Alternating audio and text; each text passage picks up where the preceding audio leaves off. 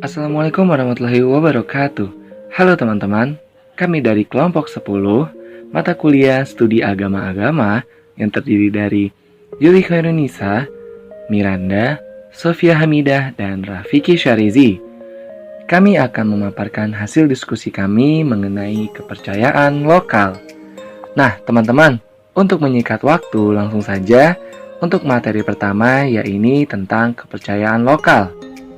Baik, untuk waktu dan tempat dipersilahkan. Bismillahirrahmanirrahim, saya Yuli Khairunisa akan menjelaskan terkait kepercayaan lokal. Nah, apa sih kepercayaan lokal itu? Kepercayaan lokal merupakan sistem keyakinan yang bersumber dari kearifan lokal. Keberadaan kepercayaan lokal ini muncul dan berkembang di lokalitas dengan latar belakang kehidupan, tradisi, adat istiadat, dan kultur yang berbeda-beda. Maka dapat dipastikan bahwa masing-masing kepercayaan lokal banyak memperlihatkan ciri khas yang berlainan satu sama lain. Bisa saja terdapat kemiripan sebagai ekspresi kerohanian dan wujud praktik kepercayaan, tetapi setiap kepercayaan lokal akan menempatkan ciri khas dan karakteristik tersendiri. Nah, bagaimana sih teman-teman terkait awal kemunculan kepercayaan lokal? Awal kemunculan kepercayaan lokal tidak dapat dilacak secara pasti, namun sudah eksis dari dahulu sebelum datangnya agama lain di Indonesia. Kepercayaan sebagai sistem masyarakat dapat dikatakan berawal dari adanya kelompok manusia yang memiliki pandangan sama mengenai aspek-aspek yang dianggap sakral. Para leluhur mewariskan ajaran tuntutan keselamatan hidup dan spiritualitas yang dapat didefinisikan sebagai agama. Nah, teman-teman, ini merupakan peta persebaran beberapa kepercayaan lokal di Indonesia. Nomor 1, berada di Sumatera Utara. Terdapat 2 aliran, yaitu Permalin dan aliran Mula Jadi Nabolon. Yang kedua, berada di Kanekes, Banten, yaitu ada Sunda Wiwitan. Yang ketiga, berada di daerah Kuningan, Jawa Barat dan Jawa Barat, yaitu ada agama Jawa Sunda dan Buun. Yang keempat, berada di sekitar Jateng dan Jatim, yang diantara lain kepercayaan lokalnya adalah Kejawen, Purwoduksino, dan Budi Luhur. Yang kelima, menempatkan Bali, yaitu terdapat agama Bali atau lebih sering disebut Hindu Bali atau Hindu Dharma. Dan yang keenam adalah daerah Lombok, yaitu kepercayaan lokal yang dia anut adalah Wetu Telu. Dan yang ketujuh di Sumba, yaitu ada kepercayaan lokal Marapu. Yang kedelapan di Kalimantan, yaitu ada kepercayaan lokal Kaharingan. Yang kesembilan adalah daerah Tanah Toraja yang menganut sistem kepercayaan lokal Aluk Todolo. Dan di kesembilan ini juga daerah Sulawesi Selatan terdapat kepercayaan lokal Tolotang. Dan yang ke-10 berada di Sulawesi Utara terdapat kepercayaan lokal Pahkametan. Yang ke-11 di daerah Minahasa Sulawesi Utara terdapat kepercayaan lokal Tonas Walian. Dan yang terakhir ada Pulau Seram Maluku, terdapat kepercayaan lokalnya yaitu Nauruz. Baik, selanjutnya saya akan menjelaskan terkait kepercayaan lokal yang mungkin tidak asing lagi di telinga teman-teman, yaitu Sunda Wiwitan. Nah, pertanyaannya, bagaimana kemunculan Sunda Wiwitan atau sejarah Sunda Wiwitan? Sunda Wiwitan dalam bahasa Sunda memiliki arti Sunda permulaan, Sunda sejati, atau Sunda asli yang merupakan agama atau kepercayaan pemujaan terhadap daya dunia dan arwah leluhur atau biasa disebut animisme dan dinamisme yang dianut oleh masyarakat tradisional Sunda di Provinsi Banten dan Jawa Barat seperti di Kanekes, Lebak, Banten, Ciptagelar, Kasepuhan, Banten Kidul, Cisolok, Sukabumi, Desa Naga, dan Cigugur di Kuningan. Kepercayaan ini dianut sejak lama oleh orang Sunda sebelum datangnya agama lain. C.M. Plate menduga nenek moyang masyarakat Baduy berasal dari daerah Bogor atau Pajajaran, sebab nama kerajaan Hindu itu sama dengan Bogor sekarang dengan bukti adanya tempat yang disebut Arca Domas di dekat Cikopo Tengah di kaki Gunung Pangrango. Menurut J. Jacobs dan J. Major, orang Baduy berasal dari Banten Utara yang melarikan diri dari pengaruh Islam masa pemerintahan Maulana Hasanuddin pada tahun 1552 sampai 1570. Lalu, Kruseman dan A.A. Pening mengembangkan pendapat bahwa orang Baduy adalah penduduk asli Banten keturunan Pajajaran yang terdesak oleh Maulana Hasanuddin.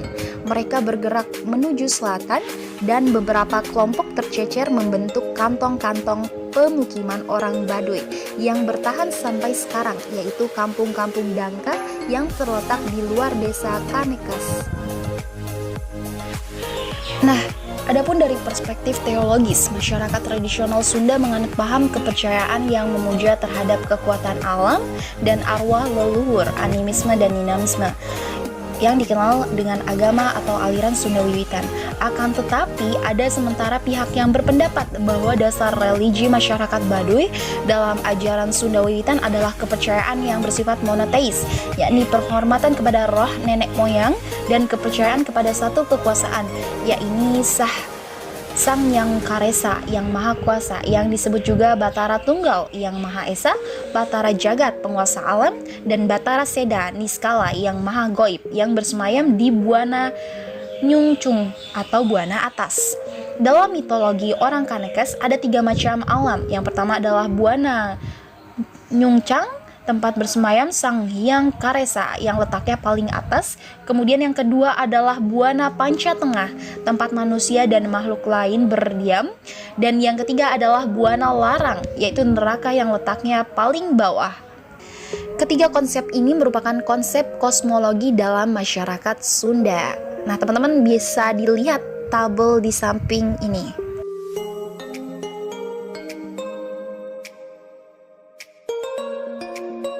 Nah, dari aspek filosofis, petuah Sunda Wiwitan pada dasarnya beranjak dari 2 prinsip, adalah metode ciri manusia dan metode ciri bangsa.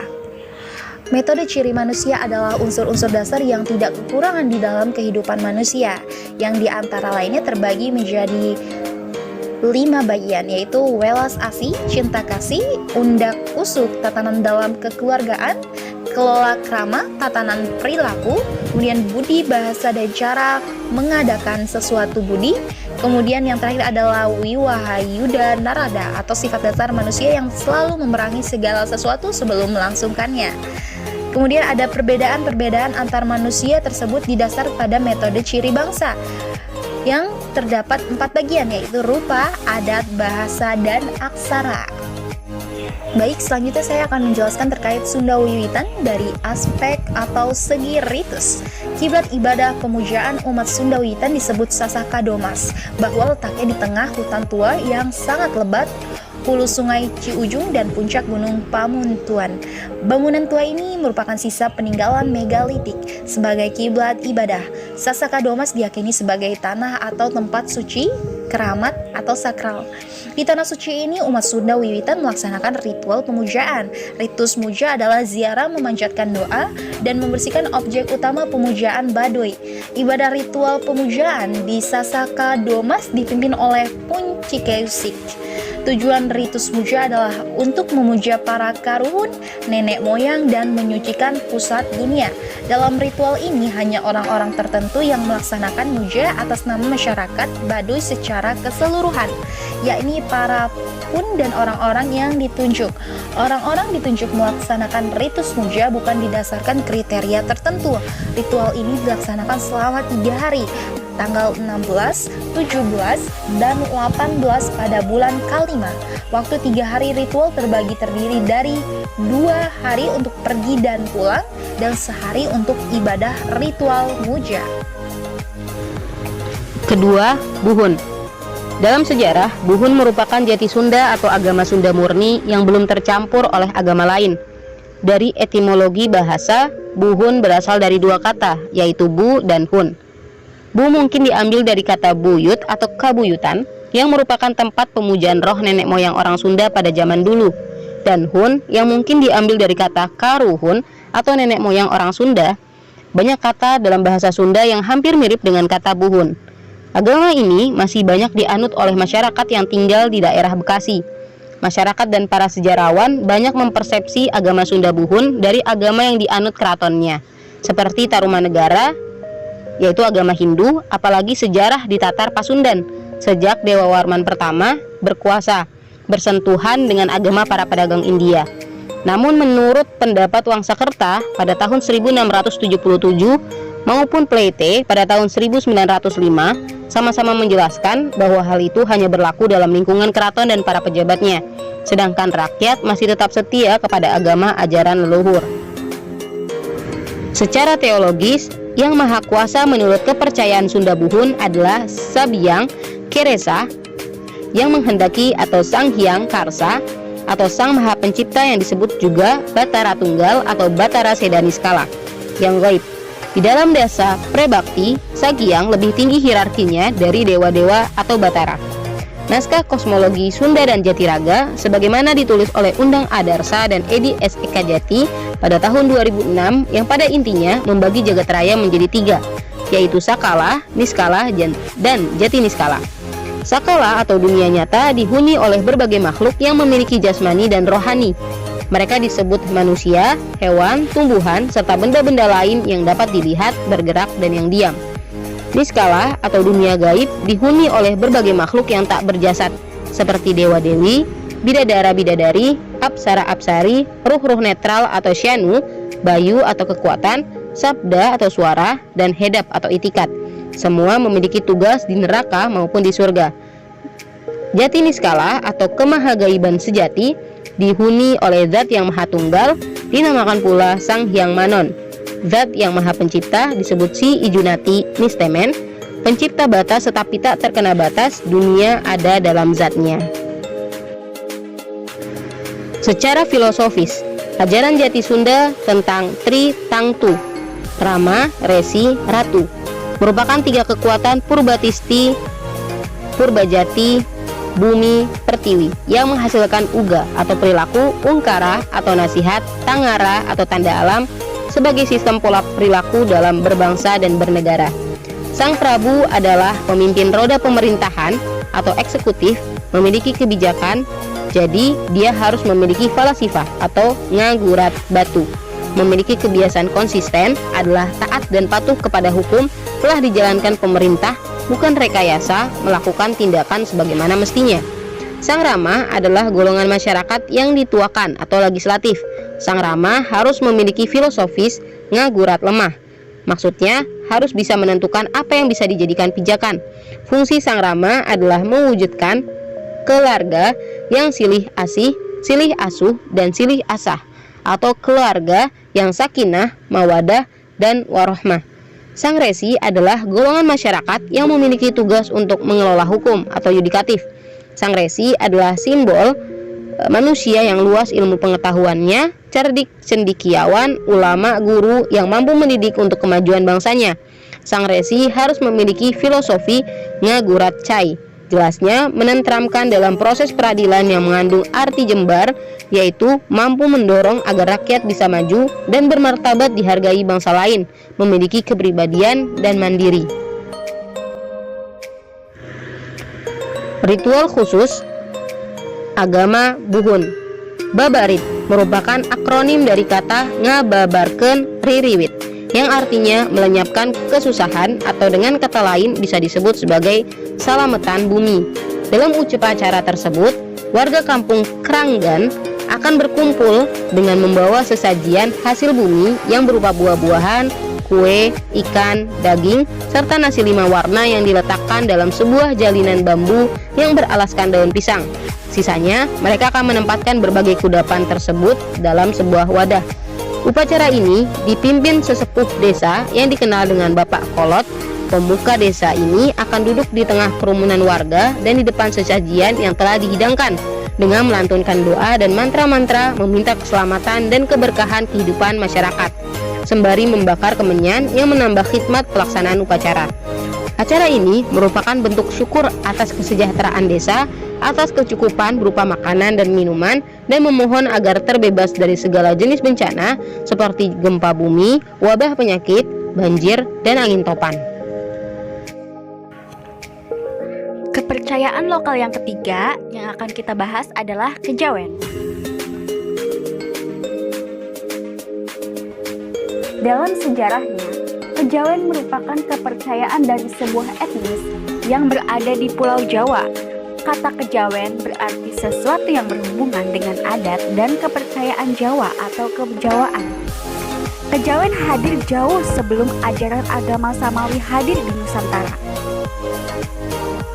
Penganut ajaran kejawen biasanya tidak menganggap ajarannya sebagai agama, tetapi lebih melihat sebagai seperangkat cara pandang dan nilai-nilai yang dibarengi dengan sejumlah laku yang mirip dengan ibadah. Simbol-simbol laku berupa perangkat adat asli Jawa seperti keris, wayang, pembacaan mantra, penggunaan bunga-bunga tertentu yang memiliki arti simbolik dan sebagainya. Simbol-simbol itu menampakkan kewinitan atau wibawa magis sehingga banyak orang termasuk penghayat kejawen sendiri yang mudah memanfaatkan kejawen dengan praktik klinik dan perdukunan yang padahal hal tersebut tidak pernah ada dalam ajaran filsafat kejawen. Ajaran-ajaran kejawen ini bervariasi dan sejumlah aliran dapat mengadopsi ajaran agama pendatang baik Hindu, Buddha, Islam maupun Kristen. Nah, gejala sinkretisme ini sendiri dipandang bukanlah sesuatu yang aneh karena dianggap memperkaya cara pandang terhadap tantangan perubahan zaman. Masyarakat kejawen beranggapan bahwa Tuhan merupakan sesuatu yang abstrak, tetapi keberadaannya merupakan sesuatu yang mutlak sebagai pencipta alam beserta isinya. Bagi mereka yang mampu untuk melepaskan diri dari keduniawian dan melakukan ritual-ritual akan mengalami sebuah puncak pengalaman religius yang oleh masyarakat Jawa disebut manunggaling karsa kawulo lan karsa gusti, yang orang tersebut akan mempunyai kemampuan yang tidak dimiliki manusia biasa. Kemampuan tersebut dapat diperoleh dengan laku spiritual. Konsep panteisme maupun monoisme tetap mewarnai kehidupan teologis orang Jawa. Kedua konsep tersebut seringkali bercampur halus sehingga tidak begitu jelas apakah menganut panteisme atau monisme. Orang Jawa menyebut Tuhan mereka dengan istilah Gusti, Sanghyang ataupun Pangeran. Filosofi. Kejawen tidak memiliki kitab suci, tetapi orang Jawa memiliki pakem atau aturan yang dijaga ketat. Kesemuanya merupakan ajaran yang tersirat untuk membentuk laku utama, yaitu tata krama atau aturan hidup yang luhur untuk membentuk orang Jawa yang hanjawani, yakni memiliki akhlak terpuji. Hal-hal tersebut terutama banyak tertuang dalam beberapa jenis karya tulis. Di antaranya yang pertama ada kakawin atau sastra kawi, yakni kitab sastra mentrum kuno yang berisi wejangan atau nasihat berupa ajaran yang tersirat dalam kisah perjalanan yang berjumlah 5 kitab, ditulis menggunakan aksara Jawa kuno dan bahasa Jawa kuno. Yang kedua atau ada babat atau sejarah, yakni kitab yang menceritakan sejarah Nusantara berjumlah lebih dari 15 kitab, ditulis menggunakan aksara Jawa kuno dan bahasa Jawa kuno serta aksara Jawa dan bahasa Jawa. Yang ketiga ada kidung atau doa-doa, yakni sekumpulan doa-doa atau mantra-mantra yang dibaca dengan nada khas, sama seperti halnya doa lain ditunjukkan kepada Tuhan bagi pemeluknya masing-masing, yang berjumlah 7 kitab, ditulis menggunakan aksara Jawa dan bahasa Jawa. Naskah-naskah di atas mencakup seluruh sendi kehidupan orang Jawa dari kelahiran sampai kematian. Ada ribuan naskah lainnya yang menyiratkan kitab-kitab utama di atas dalam bentuk karya tulis, biasanya dari bentuk nasihat, falsafah, kaweruh atau pengetahuan dan sebagainya. Ritus dari kejawen salah satunya adalah Satu Suro atau Tahun Baru menurut kalender Jawa. Diperingati sebagai saat dimulainya adanya kehidupan baru. Oleh karena itu, peringatan Satu Suro selalu berjalan dengan khusyuk. Orang membersihkan diri lahir dan batin, melakukan introspeksi, mengucap syukur kepada Gusti yang membuat hidup dan menghidupi, yang telah memberikan kesempatan untuk lahir, hidup, dan berkiprah di dunia ini. Penduduk desa Selo yang terletak di lereng utara Gunung Merapi setiap malam Satu Suro mengadakan ritual sesaji sedekah gunung untuk memperingati satu suro. Sesajinya antara lain berupa kepala kerbau yang ditanam di puncak Gunung Merapi. Tetapi apabila cuaca buruk dan gunung sedang gawat, cukup ditanam di suatu tempat yang disebut Pasar Bubrah. Selama satu suro, masyarakat lebih banyak melakukan tirakat. Oleh karena itu, pada bulan satu suro, orang Jawa tradisional tidak melakukan pertemuan atau pesta yang bersifat keduniawian, yakni tidak melakukan upacara perkawinan, membuat rumah baru, dan sebagainya. Bulan Suro dipandang bulan yang baik untuk menobatkan ratu dan raja. Bulan Suro juga waktu yang baik untuk mengadakan jamasan atau pencucian pusaka seperti keris, tombak, gamelan, dan sebagainya. Di beberapa desa juga terdapat upacara bersih desa atau ruat bumi yang diadakan pada bulan Suro. Baik, selanjutnya ada Kaharingan. Sejarah Kaharingan. Teman-teman, Kaharingan dan suku Dayak di Kalimantan merupakan satu kesatuan yang tidak dapat dipisahkan. Menurut orang-orang Dayak, agama Kaharingan sudah ada sejak awal penciptaan, atau dibilang sejak Ranying Hattala Langit atau Tuhan Yang Maha Esa menciptakan alam semesta. Nah, istilah Kaharingan artinya tumbuh atau hidup, seperti dalam istilah Danum, Kaharingan atau air kehidupan. Nah, nama Kaharingan diajukan kepada pemerintah militer Jepang di Banjarmasin sebagai penyebutan bagai agama Dayak.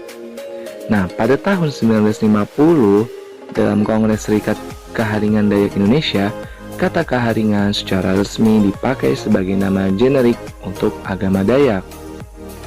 Kemudian, pada tahun 1980, mereka berintegrasi dengan Hindu, sehingga menjadi agama Hindu Kaharingan karena pemerintah di Indonesia mewajibkan penduduk dan warga negara untuk menganut salah satu agama yang diakui oleh pemerintah, maka Kaharingan dikategorikan sebagai salah satu cabang dalam agama Hindu. Lambat laun, Kaharingan mempunyai tempat ibadah yang dinamakan Balai Basarah atau Balai Kaharingan. Kitab suci agama mereka adalah Panaturan dan buku-buku agama lainnya, seperti Talatah Basarah atau kumpulan doa, Tawur atau petunjuk tata cara meminta pertolongan Tuhan dengan upacara menabur beras, dan sebagainya. Kaharingan secara teologis.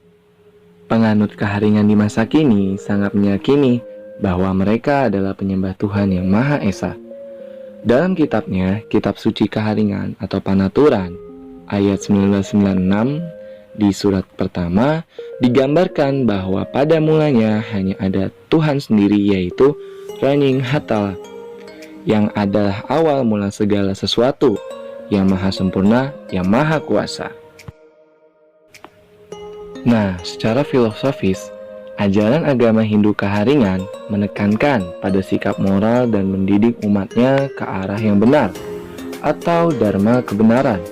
Berbudi luhur, maka setiap orang atau umat Kaharingan menjadikan agama itu suatu pandangan hidup, yang berarti membentuk dirinya menjadi manusia yang bermoral dan berbudi pekerti, yang leluhur penuh kesucian. Nah, agama Hindu Kaharingan merupakan sumber kekuatan lahir dan batin, mengandung sauri tauladan, pikiran yang cemerlang atau wahyu, kasih sayang, sumber iman atau keimanan, hikmat, dan akal budi yang selalu menjaga dan membimbing ke jalan yang benar, atau kebenaran dunia dan akhirat. Dalam kitab suci Panaturan, memuat tentang ajaran-ajaran pokok agama Hindu Kaharingan, mulai dari awal segala kejadian alam semesta dengan segala isinya, sampai kepada ajaran dalam kehidupan sebagai umat manusia, hingga penyatuan kembali kepada Sang Pencipta, yaitu Ranying Hattala Langit. Ritual khusus Kaharingan biasa disebut tiwah atau tiwah lale atau maga selumpuk liau uluh matei. Adalah upacara kematian yang dilakukan oleh suku Dayak Ngaju di Kalimantan Tengah. Bagi masyarakat Dayak Ngaju yang umumnya memeluk kepercayaan lokal yakni Kaharingan, kematian merupakan hal akhir yang dijalankan oleh manusia. Bagi mereka, Kematian hanyalah awal untuk mencapai dunia yang kekal, abadi yang menjadi tempat asal manusia. Penyelenggara upacara tiwa bagi masyarakat Dayak Ngaju dianggap sesuatu yang wajib secara moral dan sosial. Pihak keluarga yang ditinggalkan merasa memiliki kewajiban untuk mengantar arwah sanak saudara yang meninggal ke dunia roh. Selain itu, dalam kepercayaan Dayak Ngaju, arwah orang yang belum diantar melalui upacara tiwah akan selalu berada di sekitar lingkungan manusia yang masih hidup. Keberadaan mereka dianggap membawa gangguan berupa munculnya peristiwa gagal panen, penyakit, dan bahaya-bahaya lainnya. Nah, upacara ini dilakukan bertujuan untuk mengantarkan jiwa atau roh manusia yang telah meninggal dunia menuju tempat yang dituju, yaitu Lewu atau Dia Rumpang Tulang. Rundung Raja Dia Kamele Sehu UHT, Lewu Tatau Habaras Pulau, Habusung Hintan Hakarangan Limiang atau Lewu Liau yang letaknya di langit ketujuh. Nah, bagaimana teman-teman? Menarik bukan? Sekian pembahasan tentang kepercayaan lokal dari kami kelompok 10. Semoga apa yang kami sampaikan dapat bermanfaat. Kurang lebihnya mohon maaf dari kami. Terima kasih. Assalamualaikum warahmatullahi wabarakatuh.